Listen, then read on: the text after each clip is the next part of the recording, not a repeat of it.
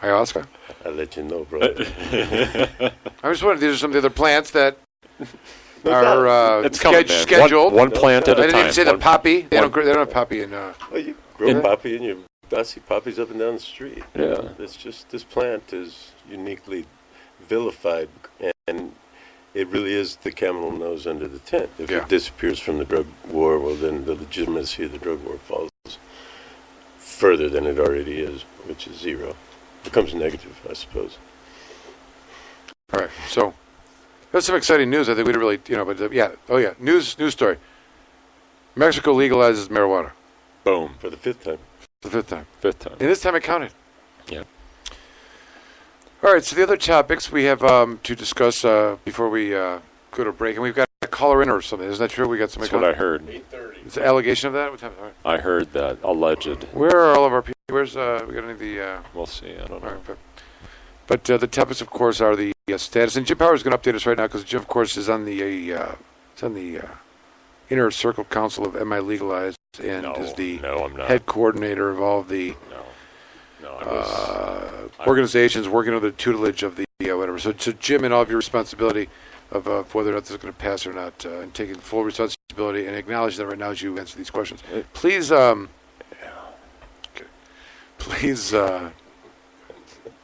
us what's going on. Should we be afraid of what? What's going on is I need to know. It's 57. All the polling has been indicative of a landslide. It's 57% in the last poll for, 40% against, 3% undecided. And that sort of swing, just to give you an idea, remember our buddy Sri Thanadar?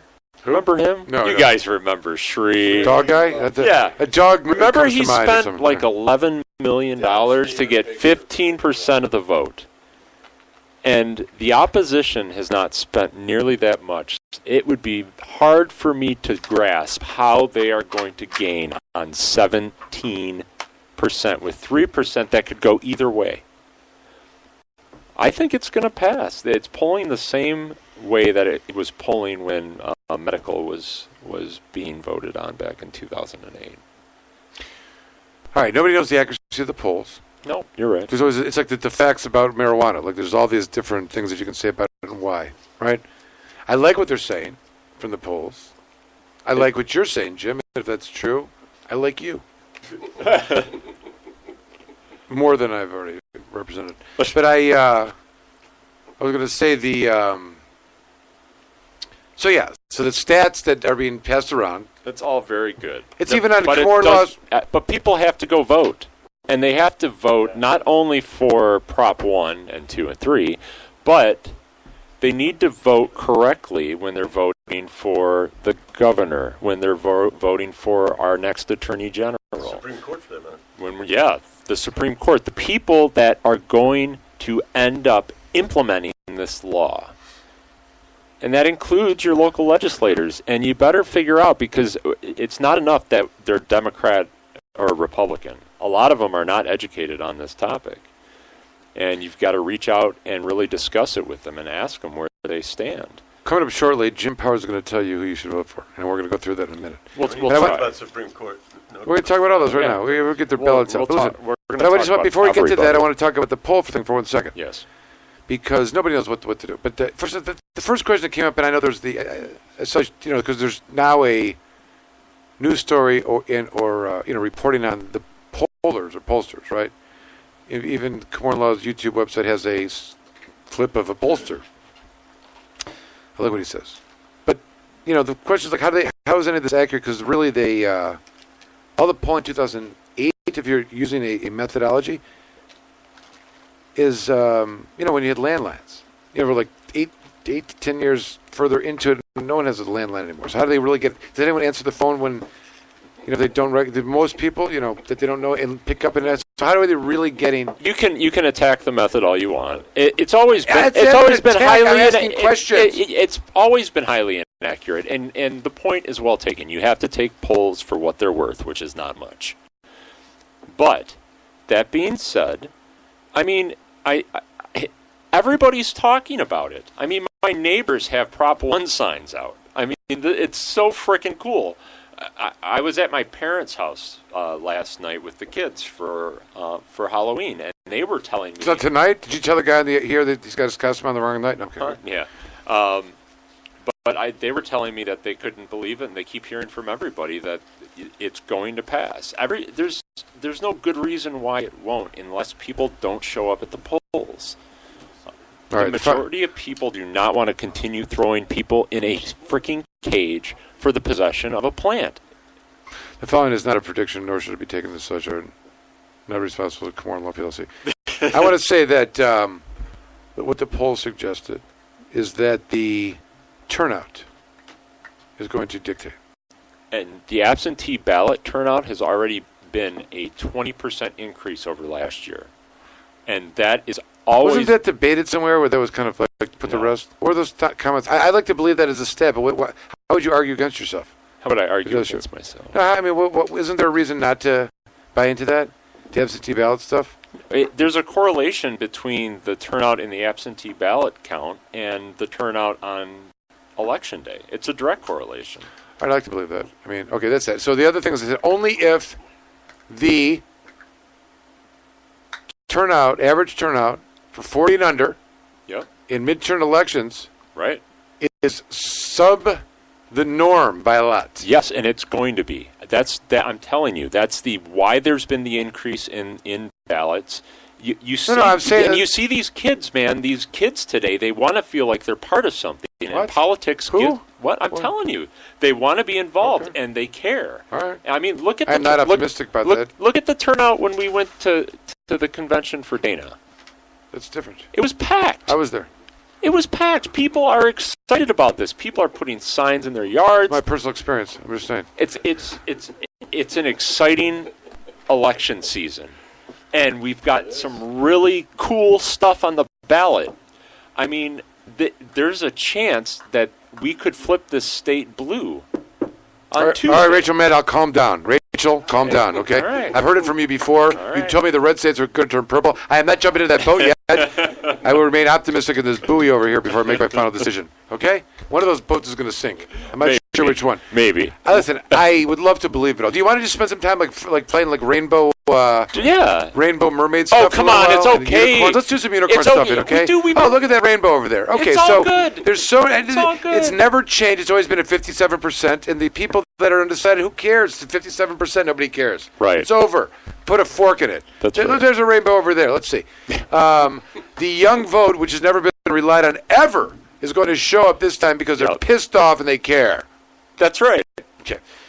The Republicans are happy because Kavanaugh won, and they have less of a beef with what's going on. Than they got a queen for a bunch of rooks that are going to come out in pawns and shit that's going to happen, right?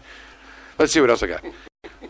Rainbow. How many Republicans have you talked to that have said they're not going to vote for Bill Schuette? The negative ads, despite the turnout, are going to have people voting for convincing Tom Leonard or some shit like that. What do you mean? That's an argument.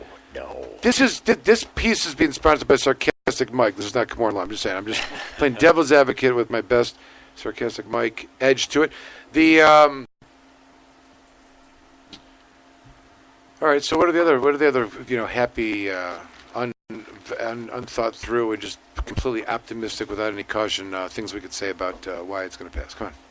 Well, I mean, at the end of the... I know, here's one. Law enforcement was getting on TV and making ads in their shiny badgy uniforms, and everyone just thinks they're a bunch of liars. They are! I don't know if that's true.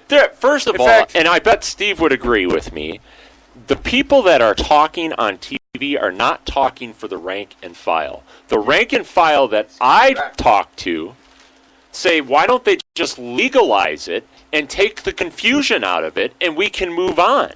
And that's a logical response. And that is what I would want if I was a police officer, so that I didn't have to focus on some silly bag of weed when I pull somebody over.